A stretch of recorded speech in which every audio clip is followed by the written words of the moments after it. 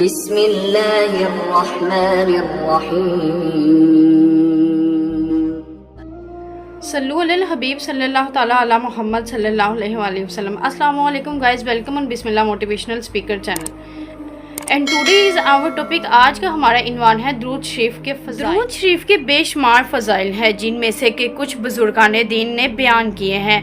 ان کو بیان کرنے سے پہلے درخواست ہے میری آپ سب سے کہ آپ بھی درود شریف پڑھ لیجئے۔ صلو علی الحبیب صلی اللہ تعالیٰ علی محمد صلی اللہ علیہ وآلہ وسلم۔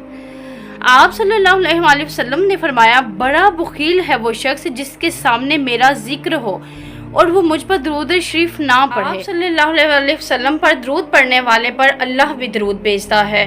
درود شریف پڑھنے والے کے لیے فرشتے رحمت اور بخشش کی دعا مانگتے ہیں۔ جب تک بندہ درود شریف پڑھتا رہتا ہے، فرشتے اس کے لیے دعائیں کرتے رہتے ہیں۔ درود شریف گناہوں کا کفارہ ہے۔ درود شریف خود پڑھنے والے کے لیے استغفار کرتا ہے، یعنی کہ جو شخص درود پاک پڑھتا ہے، اس کا پڑھا گیا درود پاک اللہ تعالیٰ سے اس کے گناہوں کی معافی طلب کرتا ہے۔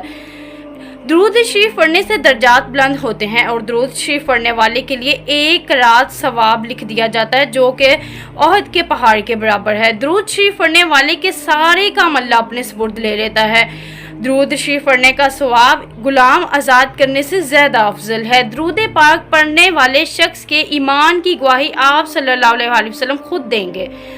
درود شریف پڑھنے والے کے لیے شفاعت واجب ہو جاتی ہے۔ درود پاک پڑھنے والے کے لیے شفاعت واجب لکھ دی جائے گی اور درود شریف پڑھنے والے کے لیے اللہ کی رضا اور رحمت لکھ دی جاتی ہے۔ درود شریف پڑھنے والے کے لیے اللہ کا عذاب بھی ٹال دیا جاتا ہے۔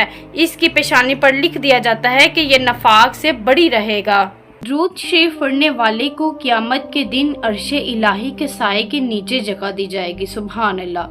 درود پاک پڑھنے والوں کی نیکیوں کا پلڑا وزنی ہوگا۔ درود شریف پڑھنے والا جب حوض کوثر پر جائے گا تو اس کے لیے خصوصی عنایت ہوگی۔ پڑھنے والا پل صراط پر نہایت آسانی سے گزر جائے گا۔ درود شریف پڑھنے والے کو موت سے پہلے اپنا گھر یا اپنا مکان جنت میں دیکھ لے گا۔